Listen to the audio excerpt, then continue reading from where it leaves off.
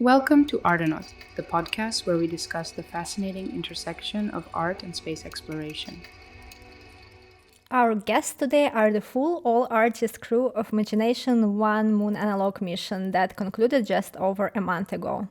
The mission took place between 10-15 of March at the Space Analog for Moon and Mars, a high-fidelity center for Moon and Mars research located at the campus of the University of Arizona Biosphere 2. Hello, Earth! Greetings from Shackleton Base! Dear guests, please tell us, how did you meet each other and come together as a crew?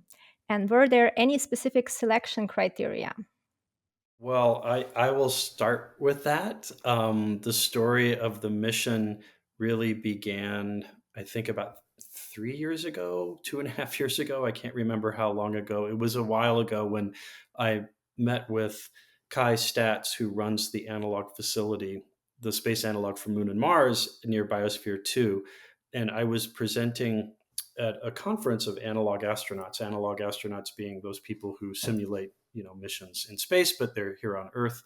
And I was reading poetry from an anthology that Julie was the lead editor on.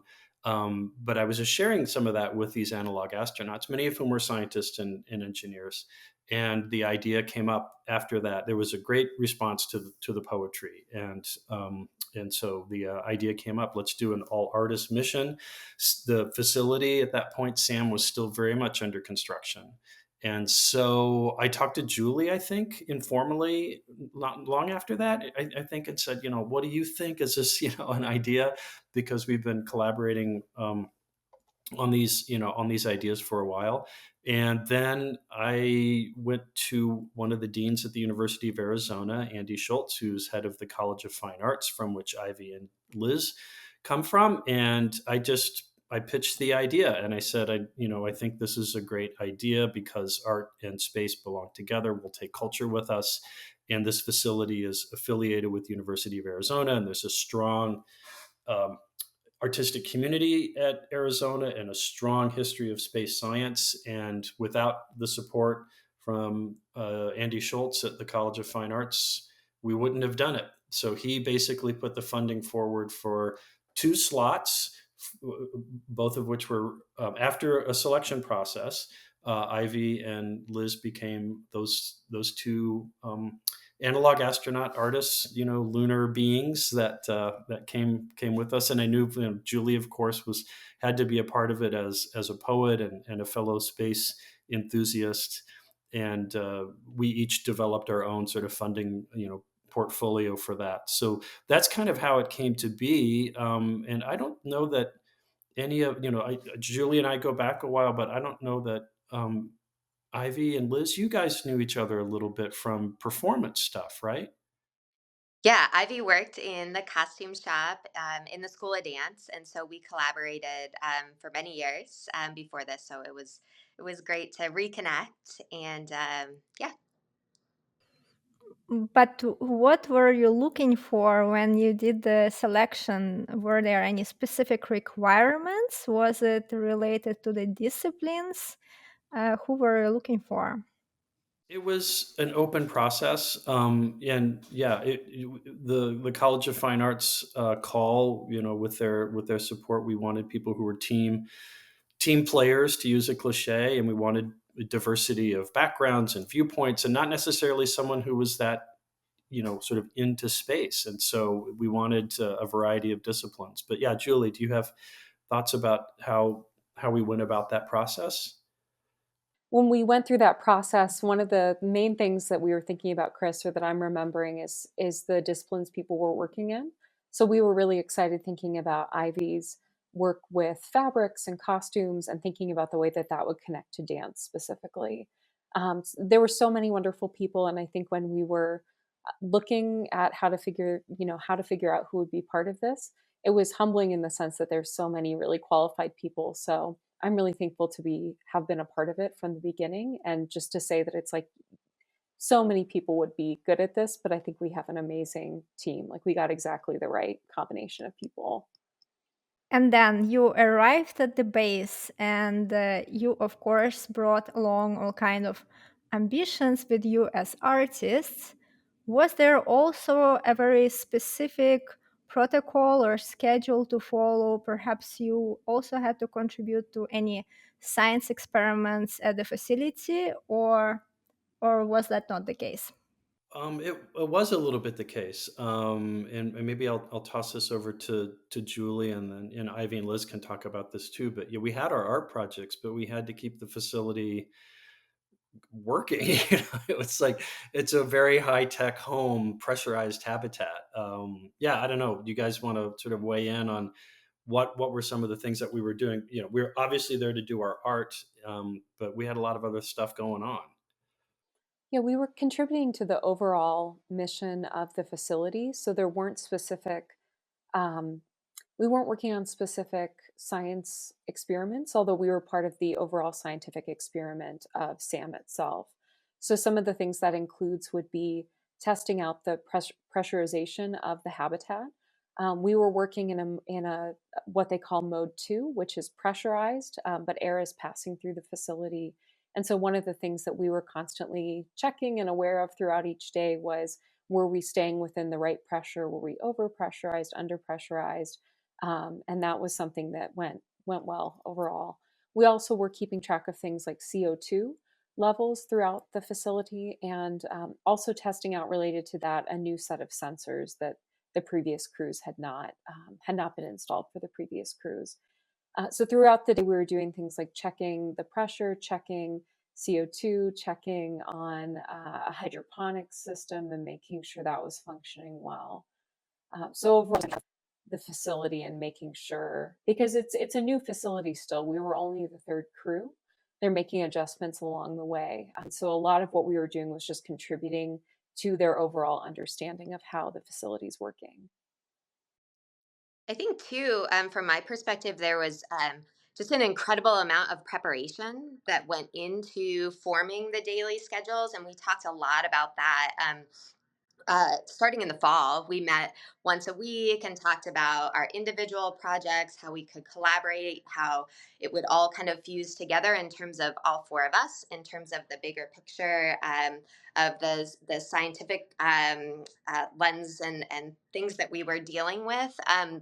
And so the daily schedule and the routine, I feel like, really kind of built over a long period of time. And then we landed there, and there was a whole nother layer, a lot of other layers that went into it. But the preparation was huge. We had a 2-day training of the facility, so it was good to have that prior to getting in. Ivy, I wonder if you would say anything about the spacesuits and how your work with Trent in advance, even with just like the procedure for donning or doffing the spacesuits. How did that preparation go? What we did? I think it was pretty good. We had a list, a checklist of what we had to do when we get it on and what we have to do when we get it off. And sometimes, you are in a hurry and you skip a step, and it's nervous. You get a little nervous, but we had to keep it pristine. The clothes had to be hung up properly. We had to wear special gloves to get into them. And then cleaning them each time everyone wore them. So yeah, it was like handling a very special costume, if that makes sense. And I would say, I think Ivy and Liz are maybe being a little modest about this. I think it was, and maybe Julie could speak to this too. I felt very reassured that the two of you had put on these pressure suits before. So what this was for, Anna, was that we simulated moonwalks. So we had to put on these pressure suits, and they're actual pressure suits with helmets that lock down. And so, yeah, Liz and Ivy had some preparation in Tucson. I actually know not physically there anymore. And so that helped us a lot. And we were the first crew to put the suits on by ourselves. And it was one was aware of the fact that you were putting this thing on that felt a little bit like a small car, and that if you were actually in space, this would keep you alive. And so that the last 2 days, or um, the last 2 full days of the mission, we each did two spacewalks on the offset rig, which simulated lunar gravity.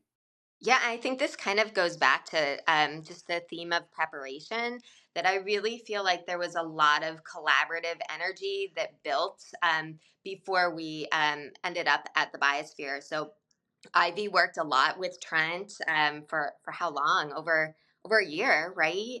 And I brought my students over to the spacesuit lab. My advanced choreography class got to try on the suits. I got to try on the suit, move around, and so I just feel like there was a lot of inspired collaborative work that happened and kind of moved into the mission once we got up there.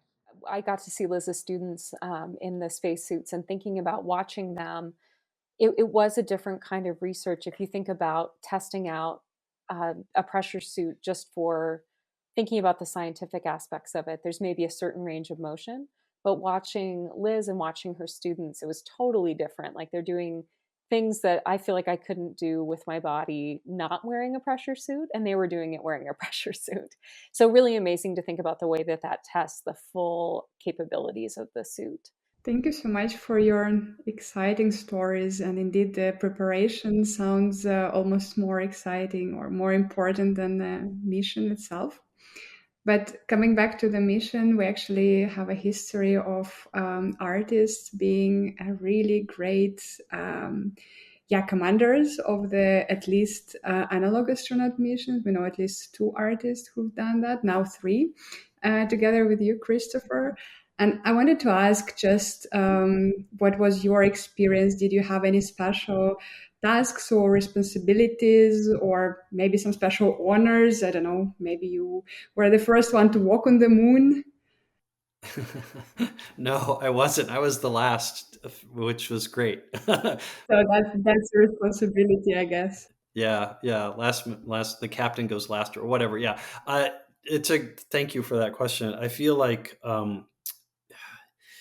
I think for me it was just a lot of planning and logistics, and just in a way getting the administrative and financial infrastructure in place before we could even begin.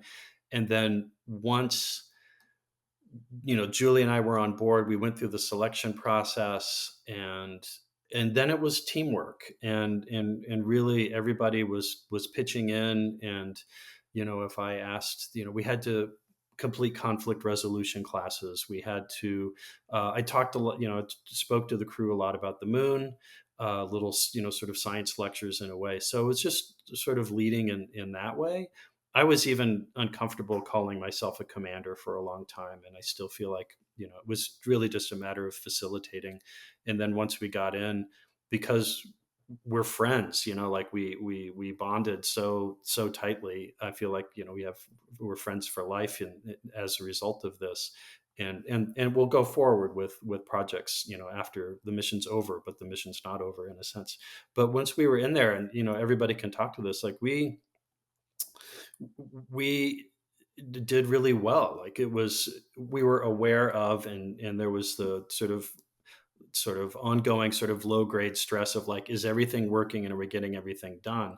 But if something had to be checked, or if there was a housekeeping chore to do, we just did it. And we were very mindful of like, somebody's interrupting someone else to get that done, but there was never any difficulty in that way. So I don't know.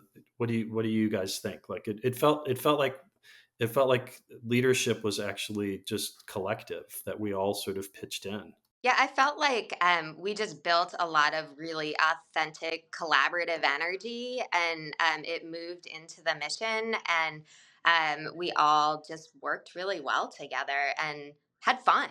Like that's part of it too, is just being able to find the lightness in it all. And I feel like as an artist, that's something that's good to kind of just remember that sometimes then inspires the work, to not take things so seriously. And I mean, there were definitely tasks, and we were definitely focused, and individually and as a collective, and just remembering that lightness with all of that, I felt like that was really present. Yeah, and I think building on that, that there was a lot of care for each other as humans, or that was kind of like the basic place we were all coming from. And because we had spent so much time working on things together, we were able to just, figure out what needed to be done. Um, every day as we went, and to be able to support each other. I think that was one of the things too, in that everyone was really good at volunteering to do what needed to be done throughout the day task wise. But I think that came from wanting to facilitate each other doing the amazing things that we were doing. It was so neat to watch what Ivy was making, or the movement that Liz was making, or knowing that Chris was working on his writing or plants growing. With all of those things, I wanted everybody to succeed. And I think we all wanted each other to succeed. Or not even to think. I know we did. And Julie's singing. Don't forget. Yeah, Julie is not only a poet, but has a beautiful voice, and does a particular kind of singing that she can talk about if there's time. And Ivy and I, in particular, I remember one afternoon, Ivy was working in what's called the test module, which was the former original like unit that they tested the idea for Biosphere 2, and now it looks like a big greenhouse sort of. And Ivy was working in there on her tapestry, and I was in this little engineering bay, which is a kind of hallway between the test module and the crew quarters. And I was writing something, and then Julie was down in what's called the lung, which is this big circular room that looks like a science fiction set. It's basically the pressurization system and has really great acoustics. Liz was down there a lot dancing, but yeah, we heard Julie singing one afternoon, and Ivy and I are like, wow, that's a really beautiful. We could just stop and listen to her sing. So the days were full of moments like that. And the only other thing I want to mention too, and I don't know if others want to talk about it, but we were really careful with our water usage. And so when we talk about the chores and things and the housekeeping that we had to do in between um, working on our art projects, that was something that we're really mindful, and we used the least water of any of the crews. And we were very Spartan in terms of how much water we were using while trying to maintain hygiene. So I don't know if people want to talk about Julie, we recycled our breath at one point, right? Yeah, so we collect water from the air conditioning systems, and also from a dehumidifier that was running in the test module. And we were able to take that water and filter it. And I think I was probably the most excited about drinking it. I was very like, let's use it. Let's use everything we have. But yeah, I think that was one part of the experience of being really conscious about what we were doing, conscious about our water use. So staying really well hydrated and making sure we used what we needed to. But so, yeah, kind of finding that balance of taking care of that system in terms of water, but then also making sure that, knowing that we're part of that system, we needed to be um, hydrated and fed and all of those things, even as we were thinking about the overall use of water. In our exploration of space art, we are often wondering how would art forms change when they are in space. And it is not difficult to imagine how physical activities are influenced by being on the moon. But what about poetry, Julie? Does poetry work differently on the moon? That is a good question. I would say yes. So no, in the sense that I think writing or creating poetry, thinking about words in that way, is something that is very human across time and place, and spaces of all varieties. So in that core aspect of poetry is condensed language, active language, language that takes you, juxtaposes things and makes you see the world in a new way. Language that's rhythmic and that kind of connects to that um, the human heartbeat and human movement. So all of those things about poetry would be consistent across anything. But at the same time, thinking about being both in this simulated moon environment, or if you're really on the moon or on the space station or in some way in space, I think it's poetry, you could say, is impacted also by wherever you are. It takes on the characteristics of the place, it takes on the characteristics of what you're doing. And so when I think about the writing that I did during the mission, it was different in some ways than what I would do somewhere else, because I was thinking about being in that confined space, being in that different environment. So, yes, not different in the essentials, but different in terms of what you're paying attention to or what's making its way into the poem. And Julie and Christopher, you were two poets on a mission. Did you do any collaborative explorations together? We not specifically, but we were sharing our work, and that's a really good question. And one of the ideas that I had before we went in, I think Julie helped me. I think we talked about doing what's called an exquisite corpse, which is a surrealist writing exercise where you write. Like say, I would write a line of poetry and I would pass it to the next person, but they don't read that. It's hidden, and so it's like you accumulate across the group without knowing what's been written. Would have been great to do that, maybe the next mission, um, but I think maybe as we go forward with the life of these projects after the mission, some of those things might still come to pass. I mean, Ivy's working on her tapestry, and Liz had her amazing dance experiences both in the lung and then on the offset rig, and the sort of experiences of being in the pressure suit. So I think there's more to come. I think too, in collaboration, we did share things that we were working on with one another. But then there was also, so we did pieces, like we'd see some video of what Liz had done, or Ivy would show us what she'd been working on, or Chris read some of the pieces he was working on, the essays he was writing.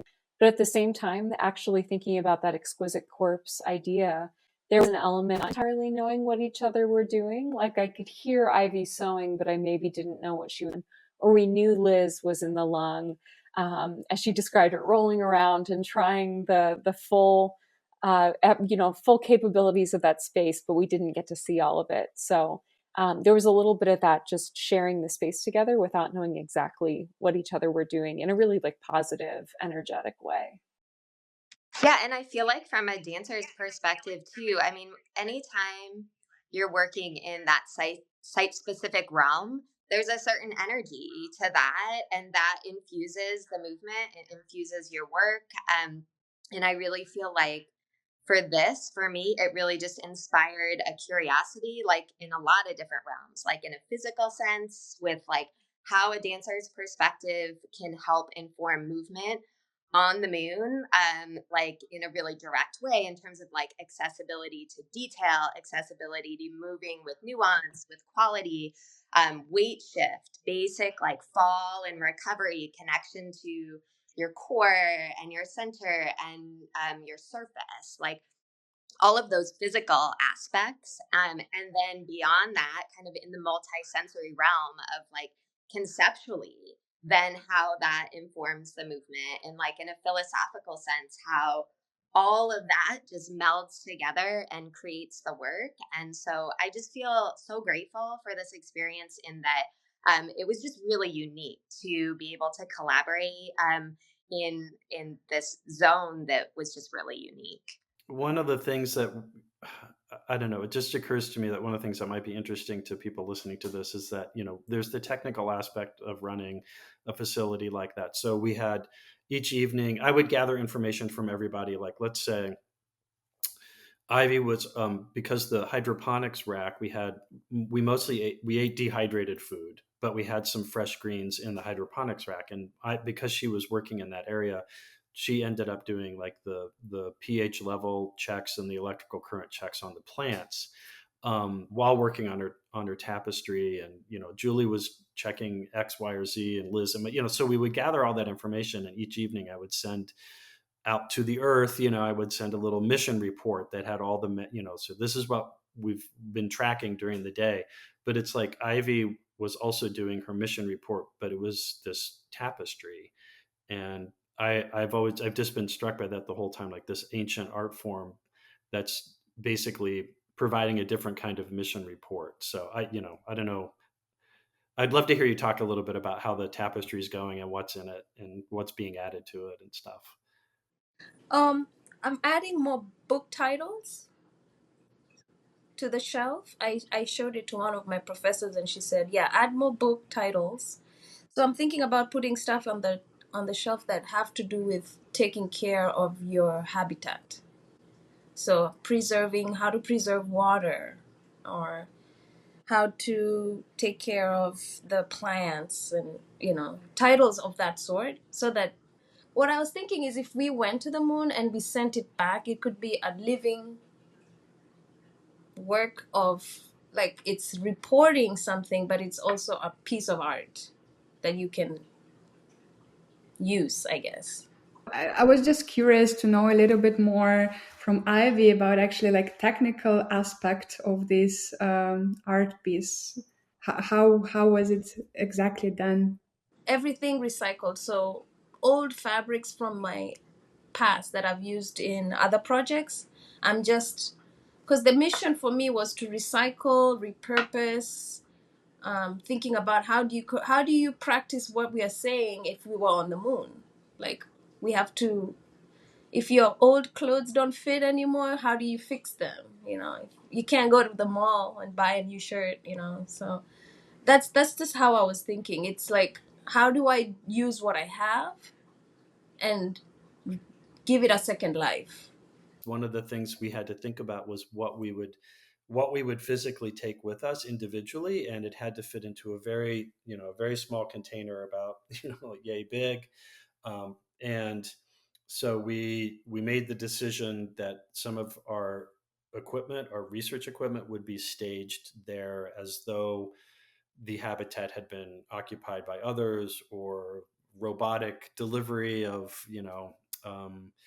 some equipment. And so, so a lot of that was, I think, mostly Ivy had stuff, but Liz had some items as well for recording her dance movements. And then I had a project that wasn't really it wasn't an art project. It has resulted in an essay I hope will come out. It's just separate from a couple of things I've already done, but I grew little tiny seeds in lunar meteorite dust that had been ground up. And so I had help from the University of Florida, researchers at the Space Genetics Plant Lab, and they a couple of years ago grew little cress, or CRESS, cress seeds, in actual Apollo moon dust. And so I actually got these things to grow as well in lunar meteorite dust. So that all of that had to get put in the habitat too. So, but mostly it was Ivy.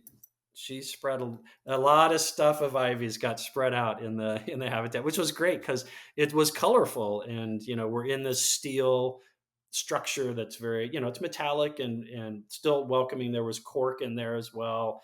And it was comfortable. It was very comfortable. But yeah, having Ivy's tapestry materials sort of blossom in the test module was really sweet. It's also like another way of, like, for the next seamstress, maybe she will not have to take so much, so that, because I didn't know what I was going to do in there, I didn't know what to expect, so I took a little bit of everything. So maybe the next person will only have one little suitcase instead of two. Yeah. I think, though, Ivy, one thing that comes to mind is that most of the materials that go into space right now are like first use only for the most part.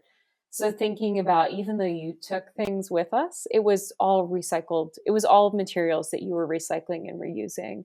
And so that's an interesting aspect of it. It's not like you were taking brand new things. It was part of reusing things is part of what you do. It's beautiful to hear how everything in this mission is so taken care of, and that you put your soul into every step, into every decision, into every action. And that is, yeah, very special. We don't have that, or many people don't have that in their daily life, but in space, maybe we can do it better, as our hopeful future for humanity.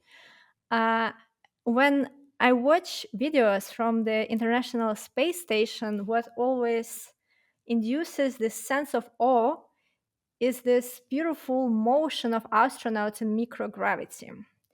And you can also get these powerful effects by watching performances of, for example, Bastien Dosset, who uses this moon simulating devices for his dance.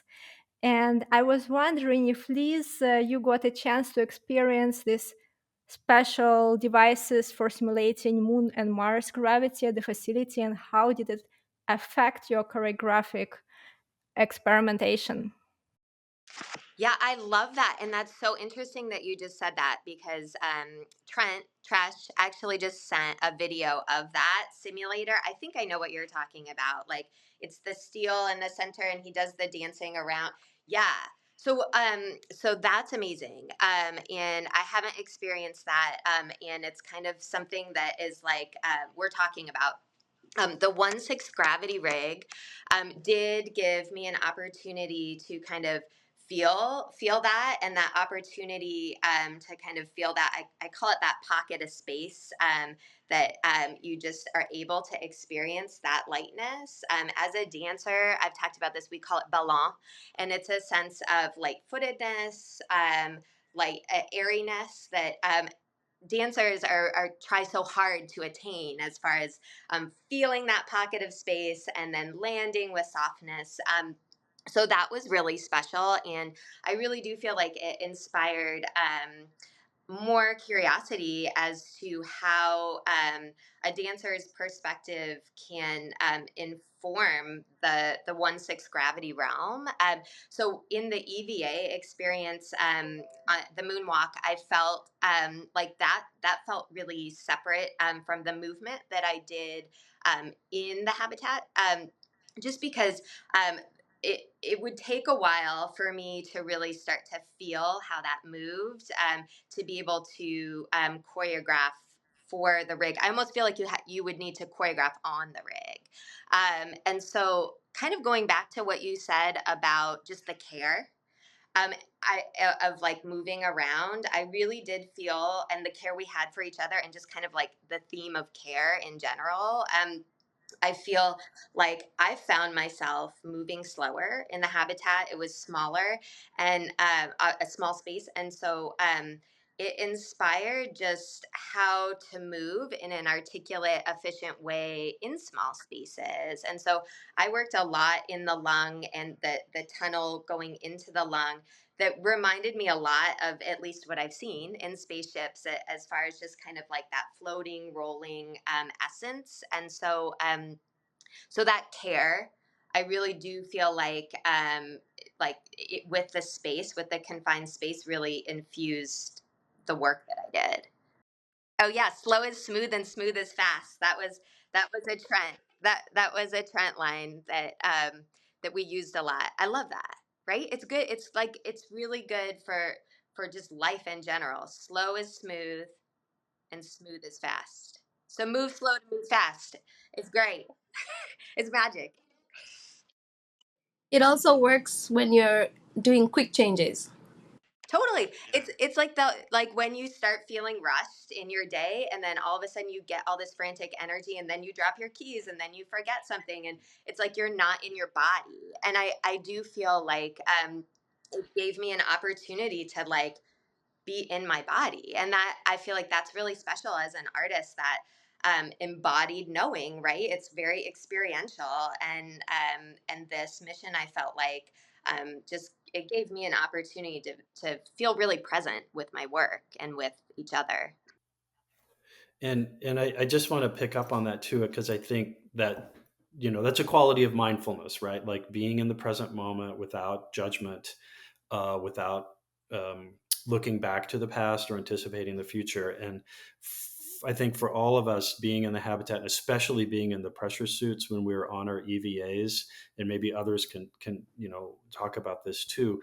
Like you had to be very careful, and we had, so that's just like the tiniest sample of the mental and physical challenges that astronauts actually face, agency astronauts or even space tourists, but mostly agency astronauts. Like I thought when we put the pressure suits on, and the gloves are so, I mean, Ivy can talk about how hard it was to sew. I had a little just doing some experimental instant photography, and I had to be, I'm not good with being confined. And I was just very focused, pun intended, I guess, on so very focused on just like getting the button to work. And I'd never done it before with these gloves that were huge. And afterwards, I don't know, it just made me really appreciate and respect like how physically and mentally demanding it is to do that. And at the same time, I think all of us are hoping, and it's a little bit of an obsession for me, like trying to give the astronauts exposure to poetry and sewing and dance, and so that they have those tools and techniques when they try to process that experience of being on the moon, especially being on the moon, um, for themselves, and to convey that to other people. Like we can help them do that, but at the same time, it was humbling to just like, it's really hard. Like what they're doing is really difficult. It was quite impressive. You all talked about this experience. I think one of the ideas that we often explore about the building a habitat outside of the Earth planet is actually like how people would experience this way of living. And I wanted to ask if you could share your experience. Of course, that was quite short, but what we sometimes think about, because of course you were all kind of contributing to each other's personal and professional journey at this moment, supporting each other and being actually like really a good fit to each other. You spent a lot of time together and to develop yourself as a crew. So one of the ideas that we are playing around, would it be actually beneficial if people more often live in such a setup, not just on a short term, but on a longer term? And yeah, I just wanted to ask, what are your thoughts about it, and what were your emotions and experiences during this mission? Were there any things like you were struggling with, or things that you particularly enjoyed about it? Everybody liked the fact that I snored, apparently, but No. they deceived me. No. I thought I wasn't snoring, and then I find out later I was. I slept separately in a different part of the habitat, but it's small enough that the noise carried. So I apologize. No. No, we deceived you because we care about you. And yeah, you, I think that's one thing, is realizing that like when you live in a small space, it's like there are aspects of your body you cannot control. And so having the grace to share a space together and be kind and wanting everyone to be, well, that there's, yeah, thinking about living in a small space, it's like, I think that aspect of knowing who you're with and really being dedicated to everybody's well-being is crucial. One thing that comes to mind about the experience, for me, was that I'm somebody who loves to walk. I love to be outside walking or hiking, or just moving through a space at a slow pace and looking at things. And so for me, being in that small, I think it's about 1,100 square feet. Um, so it's a small space, kind of like a smallish house. There wasn't a way for me to just say, okay, I'm going on a walk, I'll be back. And so I used the lung space, that circular space. I found a way to just like walk in circles, and that kind of worked. But so one thing, in thinking about people living in a small space for an extended amount of time, so much thought has to go into the design of that, of having um, a treadmill, or having just the right equipment for what everybody needs, to meet those basic things. This lung space has been mentioned quite a few times. Can you tell something more about it? What kind of facility is that? Yeah, so the lung is something that relates, more to the biosphere too. It's not something that you would use in space, I don't believe, or it wouldn't really be effective. But so on Earth, with Biosphere 2, so Biosphere 2 is a huge facility that was built to simulate different environments, and to have uh, fully contained, like that there would be no interaction between the inside and outside. And so what the lung is there, or in the space that we were in, It's a large metal chamber, a round chamber that then has a floating steel pan um, attached to it. This is hard to explain actually. So there's this steel pan, it's attached to the walls by a membrane, and this is essentially how the whole facility is staying pressurized as it's sealed. Sort of like a lung, it can expand and contract throughout the day. But so for us then, this became a space. It was functional in the sense that it's keeping the whole facility pressurized, but it was also this really unique space that doesn't have anything else in it because its whole purpose is just to act as the pressurization mechanism. But so it became this space that was really useful for Liz in dancing. For me, it was useful just as like a space to kind of sit and reflect and sing because of the good acoustics. So I think we all kind of found some way to use that unusual space to meet our needs. The last night in particular, it was one of the challenges. I think it wasn't really like a crew challenge, a crew dynamic challenge. It was just, I think, for us individually, because we could see outside, we could see the desert, and so actually Ivy started putting up some of her fabric over some of the windows, some of the airlock windows, and other views outside to kind of block it. And eventually, I think Sam will they're talking about some kind of projection system, so the images that you see when you do future missions there would be other planetary surfaces. So the last night, speaking of the lung, then Julie had brought some of the equipment that she staged were just projectors, and I gave her some lunar images. And the last night, I remember I was so tired, and I was like, I'm ready to go to bed. And Julie said, "Have you looked at the moon and the lung?" And I hadn't. So you go from the test module into this tunnel, and that sort of pass through was like, felt very spaceshipy, like you're crawling through it. And then here were these giant images of all these places on the moon that we had talked about. I had showed them. I knew, here's the Aristarchus Plateau, or here's Copernicus Crater, or what have you. And it was dark outside. It was dark in the lung, and you had these giant images of the moon. And that was the night. It felt to me for the really deeply like, oh, I'm over the moon. I'm orbiting the moon, or I'm on the surface of the moon. So that imagery down there was just really incredible. Yeah, I felt like that space really embodied the essence of what I imagine the moon and a spaceship to be. I loved what you said, Julie, about it just being like a clean space. Like it felt like I'm an energy person, and I felt like it just was like really clear energetically, which I feel like for myself as a choreographer and just a person, a human being. That it's a nice space to be in, and like actually a really essential space to be in when you're creating. And so I feel like that really helped support the work and the movement that I did down there. So and there was also just really beautiful light that we were all able to play with down there, and it really helped in terms of like the video and an inspiring movement just in general. So I was curious because the title of the mission is Imagination 1. Are you planning to do the second and the third one? I think we would like to see that happen. Yeah, I've recently retired from the University of Arizona, so I can't push as hard. But I would say that the other person to mention here is a real ally in this.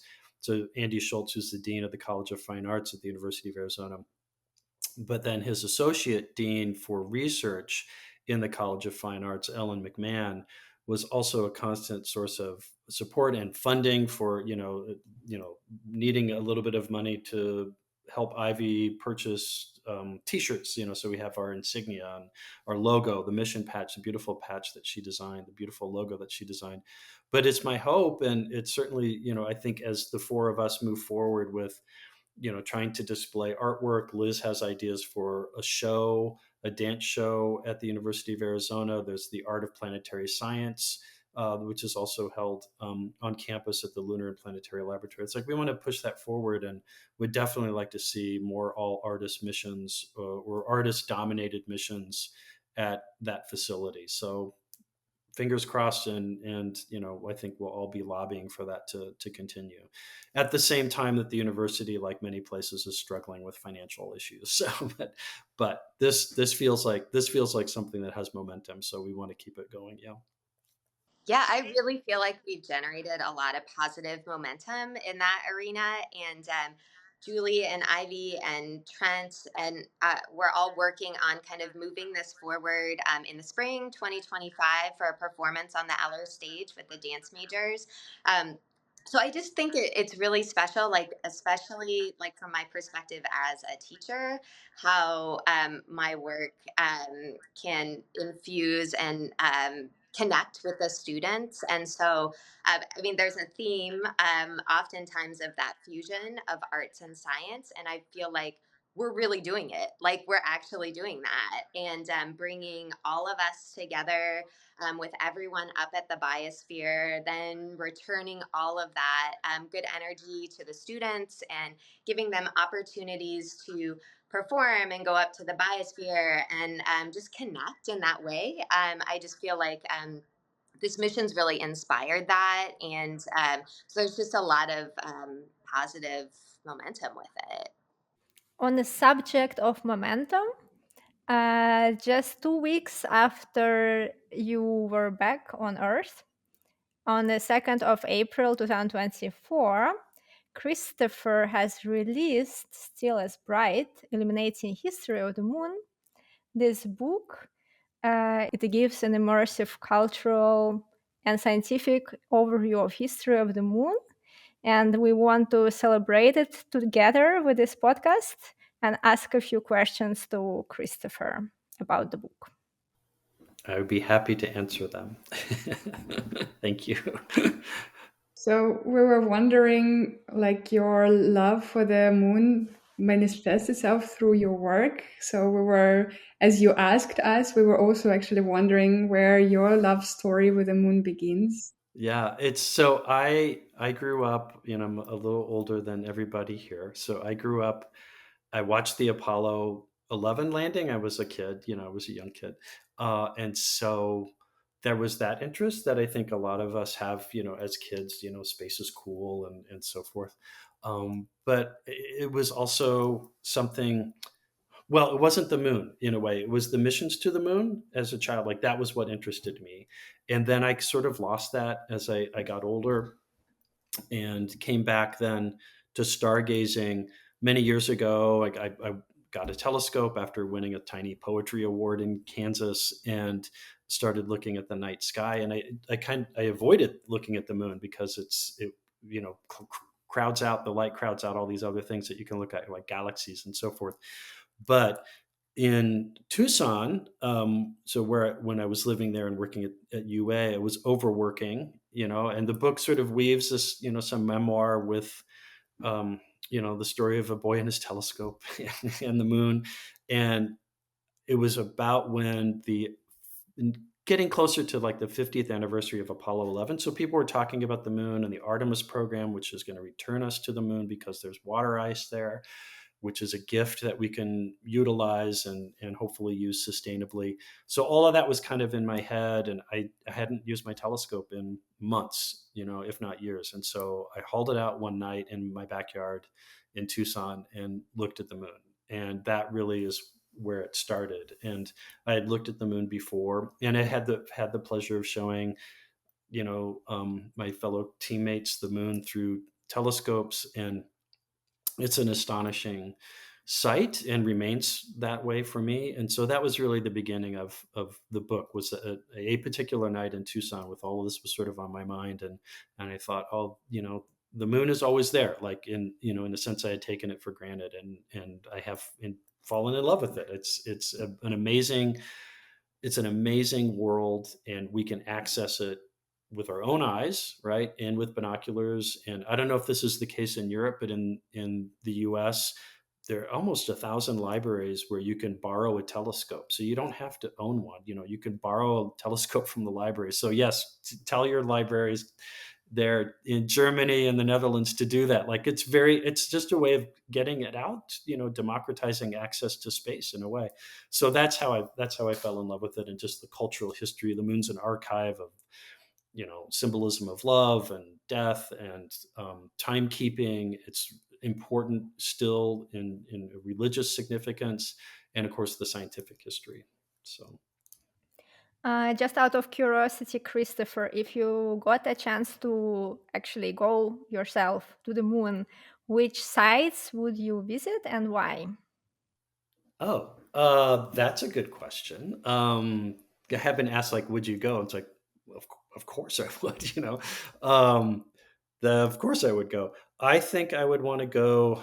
There are three places. One is the Apennine mountain range, which is mountains that are in terms of feet, they're like up to 18,000 feet high. So these are very big mountains. And Apollo 15, which is a mission where it was the first really scientifically trained mission, they landed near those mountains.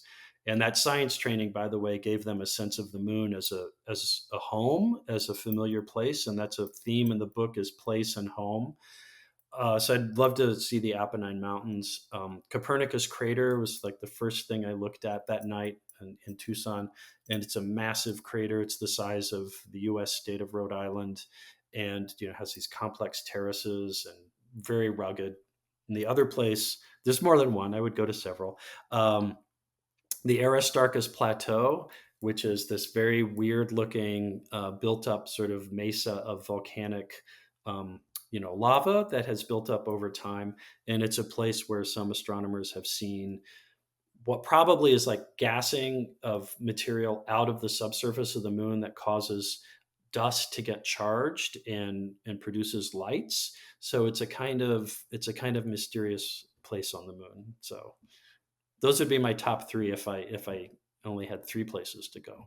Well, it's nice to have for us. I'm sure in our lifetime it's going to become much more accessible, and we might be able to explore those sites, hopefully.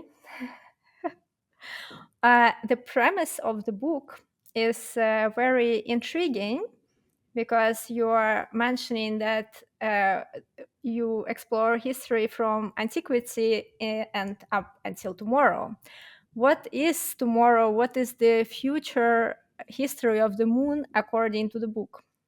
Well, it's open to discussion, right? And one of the things that we should recognize is that the moon is governed by primarily the Outer Space Treaty, and there's no claim for national sovereignty. So, and there we can make a lawyerly distinction here, but I like to say the moon belongs to all of us and it belongs to no one. So it belongs to all of us collectively because we have this deep cross-cultural relationship with the moon that goes back to prehistory, right? And no single person can say, I own this part of the moon. So we all have a voice in this. And I think, we were talking, the Imagination One crew, my friends, we were talking about how that experience made us very mindful of each other's needs and capacities. And we could see in real time with those environmental monitors, what the consequences of our actions were. And that's the case on the International Space Station or any enclosed environment, right? And so I think one of the things that we can take as a potential lesson for going to the moon is, if we want things to last, we take care, right? And maybe on the moon that is accentuated because it is an environment without liquid water. It is an environment without air. It's bathed in radiation. It's very hot or very cold. Like it's a not friendly toward human life. I still think it's sublime. I think it's a majestic and beautiful place. So Artemis is the U.S.-led international effort. They're getting close to 40 countries now have signed the Artemis Accords, which is, I think, largely a good document. And so we're going to go back. The Chinese National Space Agency has plans as well. So there's a little bit of a geopolitical race, but my hope is that the lunar future is one in which there's more cooperation, there's more science, there's more exploration, and that these questions of everything from language to the actual, like the architecture and design of the facilities that are placed there, take the lunar environment into account as a place that's beautiful and that we have a collective responsibility for. There's no indigenous life there. I understand that, and I support returning to the moon. I think that sense of curiosity and that sense of wonder can coexist with our tackling the really serious challenges on Earth, from you know inequalities and systematic forms of oppression and climate change, all of that. But going to the moon can be a source of aspiration and wonder and help us figure out some things here.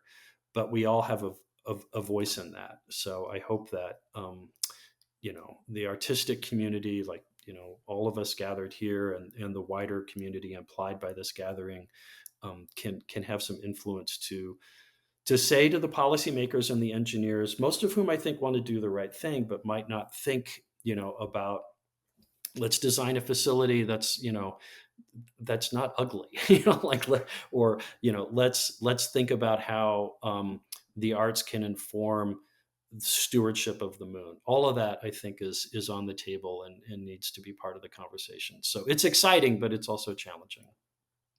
I hear a very practical side of your vision and very good arguments, but I also know that the book is very poetic. So perhaps you could give us a glimpse of that by doing a brief reading.